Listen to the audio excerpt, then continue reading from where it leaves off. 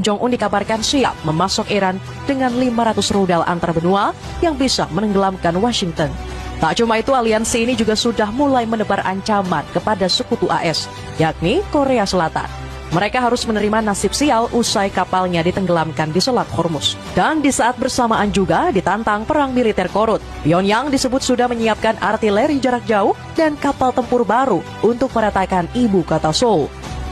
Sampai-sampai hal ini membuat Presiden Lee Jae-myung ketakutan dan menolak berperang bersama AS. Terlebih Korea Utara terkenal dengan senjata nuklirnya yang bisa menghempas raksasa seperti Amerika sekalipun. Akankah situasi ini membuat Donald Trump semakin disalahkan satu dunia karena membiarkan konflik meluas dengan begitu cepat? Bersatunya Korea Utara membantu Iran meratakan sekutu Amerika Serikat sebagai berikut. Keberuntungan nampaknya terus menggelinding semakin jauh meninggalkan Amerika Serikat. Pasalnya dalam lanjutan perang melawan Iran, negeri Paman Sam dihadapkan dengan sebuah musibah besar. Bukan serangan biasa, melainkan ancaman masif dari Korea Utara. Rezim Pyongyang pimpinan Kim Jong-un dikabarkan siap memasok persenjataan untuk Republik Islam Iran. Tak tanggung-tanggung jumlahnya dikabarkan mencapai 500 rudal sekaligus. Melansir laporan kantor berita Korea Utara, Kim Jong-un bakal menyerahkan seluruh amunisi tersebut secara cuma-cuma jika militer Teheran mengajukan permintaan. Dari sederet rudal tersebut, beberapa yang paling mencuri perhatian adalah Hwasong-18 dan Hwasong-20. Dua misil antar benua paling besar dan paling canggih milik Korea Utara. Sebab rudal tersebut dilaporkan mampu menjangkau target hingga 15.000 km. Dengan kata lain, Hwasong-18 dan 20 bisa digunakan Iran untuk menyerang Amerika Serikat yang jaraknya cuma 11.000 km dari ibu kota Teheran, yang tidak kalah sakti. Keduanya menggunakan bahan bakar padat sehingga bisa disimpan dan dipindahkan dalam kondisi siap luncur. Hal ini membuatnya begitu sulit dideteksi dan dihancurkan pihak musuh sebelum peluncuran.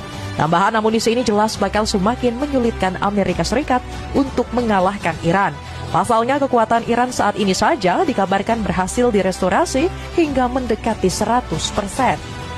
Menurut laporan NBC News, negeri para mullah terus menggali rudal dan amunisi yang terkubur di bawah tanah akibat serangan Israel dan Amerika Serikat. Bahkan dengan kerusakan militer 82% yang diklaim Donald Trump, Iran berhasil membuka kembali akses ke sistem peluncuran rudal serta memposisikan ulang aset-asetnya untuk pertempuran di masa depan. Sampai-sampai gerak cepat Teheran turut mengagetkan Badan Intelijen AS atau CIA. Dalam laporannya, CIA sudah memperingatkan pemerintah Trump bahwa Teheran masih memiliki setidaknya 70% pasokan rudal. Dengan hitungan kasar, CIA memprediksi kemampuan Iran yang masih bisa bertempur melawan Amerika selama 3 hingga 4 bulan ke depan menggunakan kekuatan penuh. Bayangkan, bakal seberingas apa kekuatan Iran yang sudah berhasil dibangkitkan jika masih ditambah pasokan rudal dari Korea Utara. Kehancuran Amerika Serikat mungkin bakal menjadi suatu keniscayaan yang tak dapat dicegah oleh peralatan militer canggih milik Pentagon. Terlebih sokongan Korea Utara kepada Iran sejatinya bukanlah barang baru. Kita pernah disuguhkan kerjasama dua negara tersebut saat perang Iran melawan AS dan Israel. Salah satunya dalam operasi yang menargetkan pangkalan Diego Garcia di Kepulauan Chagos. Situs milik Inggris dan Amerika itu tiba-tiba diserang menggunakan 2 buah rudal balistik. Otoritas Paman Sam menuduh Iran sebagai dalang serangan tersebut. Sayangnya, klaim tersebut juga tidak bisa dibilang tepat 100%. Sebab Iran dan pangkalan Diego Garcia terbentang oleh jarak sejauh 4.000 km. Hal ini jelas tidak masuk akal, mengingat rudal terjauh yang dimiliki IRGC hanya bisa menjangkau jarak 2.000 hingga 2.500 km. Dan jawaban paling logis untuk menjawab serangan ini adalah campur tangan Korea Utara. Sebagaimana dituturkan oleh seorang pakar militer AS bernama Bruce Bechtold, rudal yang diluncurkan ke Diego Garcia adalah Musudan. Iran membeli 19 rudal ini dari Korea Utara dan menerimanya pada tahun 2005. Mereka telah memiliki kemampuan ini sejak tahun 2005. Dan ini bukanlah senjata rahasia, tutur Bechtold. Ada satu hal yang lucu di balik dukungan Korea Utara kepada Republik Islam Iran. Pasalnya, pemerintah Kim Jong-un sempat dicurigai menjaga jarak dengan Iran untuk mendekati Amerika Serikat. Tuduhan ini disampaikan oleh tetangga Pyongyang yang hobi koar-koar. Siapa lagi kalau bukan Korea Selatan? Usut punya usut, hal ini cuma dikarenakan Korea Utara tidak mengumumkan ke publik bahwa mereka telah membantu memasok senjata ke Teheran.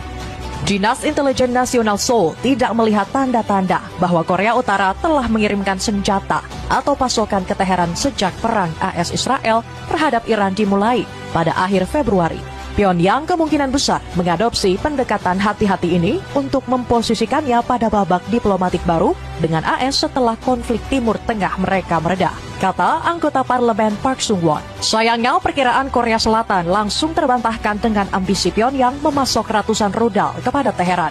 Bahkan sebaliknya, rezim Kim Jong-un justru sempat menunjukkan kebenciannya terhadap AS di masa-masa perang. Sang presiden sempat berpidato sambil mengutuk kelakuan Donald Trump yang menurutnya sudah seperti penebar teror bagi seluruh dunia.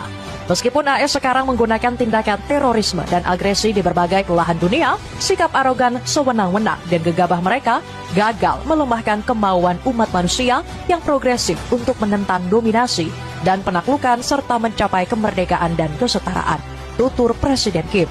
Sial bagi Korea Selatan, posisi mereka sejak awal adalah sebagai sekutu Amerika Serikat. Dan dalam konteks ini, siapapun yang menjadi bagian dari teror yang disebarkan AS bakal menjadi musuh Iran maupun Korea Utara.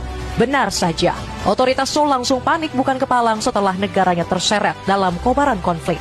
Dimulai dari insiden di Selat Hormuz beberapa waktu yang lalu. Laporan menyebut sebuah kapal tanker Korsel telah meledak dan hangus terbakar di jalur perdagangan dunia itu. Tatapan sinis langsung dipasang Donald Trump yang menuduh Iran sebagai dalang serangan. Meski begitu, fitnah tersebut langsung ditolak mentah-mentah oleh otoritas Teheran melalui pernyataan Markas Pusat Khatam Al-Anbiya. Dengan tegas menolak dan secara kategoris membantah setiap tuduhan mengenai keterlibatan Angkatan Bersenjata Republik Islam Iran dalam insiden yang melibatkan kerusakan pada kapal Korea di Selat Hormuz, bunyi pernyataan tersebut. Namun insiden tersebut ternyata hanyalah gerbang pembuka bagi neraka sesungguhnya yang bakal dirasakan Korea Selatan, sebab Seoul turut mendapat ancaman perang dari Korea Utara. Berdasarkan pemberitaan dari Associated Press, Korea Utara menyatakan bakal mengerahkan sistem artileri jarak jauh yang mampu menghantam wilayah ibu kota Korea Selatan. Adapun artileri yang dimaksud adalah meriam tempur bergerak dengan kaliber 155 mm. Rencananya senjata dengan daya jangkau 60 km tersebut bakal ditempatkan di perbatasan selatan mulai tahun ini. Perluasan jangkauan serangan yang cepat dan peningkatan kemampuan serangan yang luar biasa akan memberikan perubahan dan keuntungan besar dalam operasi darat tentara kita, ungkap Presiden Kim dikutip dari KCNA. Tak cukup di situ, sang pemimpin tertinggi juga meresmikan kapal perusak tercanggih milik Korea Utara yang disebut sebagai Choehyun. Armada dengan bobot 5.000 ton itu sudah melakukan serangkaian uji coba dengan menembakkan rudal-rudal jelajah.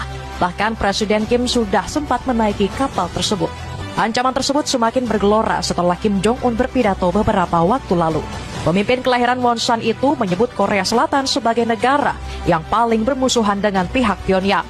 Setelah pernyataan tersebut, dirinya langsung menghapus ketentuan mengenai penyatuan dengan Korea Selatan dari konstitusi. Sebagai informasi, ketentuan tersebut pada dasarnya memuat gagasan reunifikasi atau penyatuan kembali Korut dan Korsel. Seluruh wilayah semenanjung Korea dinilai sebagai suatu bangsa yang pada akhirnya bakal bersatu dan cuma terpisah sementara. Namun dengan penghapusan ketentuan ini, Korea Utara seolah menunjukkan bahwa sang tetangga merupakan musuh yang permanen. Menyadari ancaman tersebut, Lee Jae-myung selaku Presiden Korea Selatan langsung memohon ampun kepada Presiden Kim. Dirinya meminta agar kedua negara kembali melakukan dialog tanpa syarat. Di sisi lain, ancaman ini juga semakin memberi pukulan telak kepada Amerika Serikat. Sebagai sekutu Korsel, pihak Washington sempat merayu mereka agar ikut terlibat dalam peperangan di Selat Hormuz. Namun tekanan keras dari Iran dan Korea Utara telah merontokkan nyali pemerintah Seoul. Terbukti Korea Selatan justru menolak mentah-mentah ajakan Trump yang meminta mereka untuk bertarung. Amerika Serikat punya satu alasan kuat untuk mewaspadai Korea Utara. Faktor tersebut tidak lain dan tidak bukan adalah kemampuan nuklir yang dimiliki otoritas Pyongyang. Dan ketakutan ini sejatinya sudah lama ditunjukkan Amerika Serikat. Seperti halnya yang dikuak oleh Harlan Ullman selaku kolumnis di media AS bernama The Hill. Ullman menyatakan bahwa Amerika menunjukkan sikap tidak konsisten dalam menyikapi kemampuan nuklir para rivalnya. Sebagai contoh, Amerika menggunakan pendekatan militer untuk menghabisi program nuklir milik Republik Islam Iran. Padahal otoritas Teheran sudah berkali-kali menegaskan bahwa program nuklirnya hanya digunakan untuk tujuan perdamaian. Terlebih mereka baru mencapai tahap pengayaan uranium dan belum berlanjut ke pembuatan senjata nuklir. Hal ini juga disampaikan oleh Badan Tenaga Atom Internasional atau IAEA. Mereka sudah berbicara sampai berbusa bahwa tidak ditemukan bukti mengenai Iran yang mengembangkan senjata nuklir. Namun Amerika masih saja ngeyel hingga akhirnya melakukan operasi militer bersama Israel pada 2025 kemarin. Pada saat itu, Amerika mengaku sudah berhasil mengeliminasi 3 situs nuklir Iran, yakni Fordow, Natanz, dan Isfahan. Kendati pun begitu, Donald Trump justru kembali melancarkan operasi besar-besaran di tahun 2026. Disinilah inkonsistensi Amerika Serikat semakin ketara. Berbeda dengan Iran, Paman Sam justru mengambil tindakan yang lebih lunak kepada Korea Utara. Donald Trump hanya pernah 1 kali bersih tegang dengan Kim Jong-un di periode pertama kepemimpinannya, tepatnya pada tahun 2017.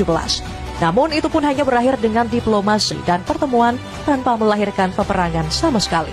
Hal ini jelas terasa janggal mengingat Korea Utara jauh lebih maju dalam pengembangan senjata nuklir jika dibandingkan dengan Iran.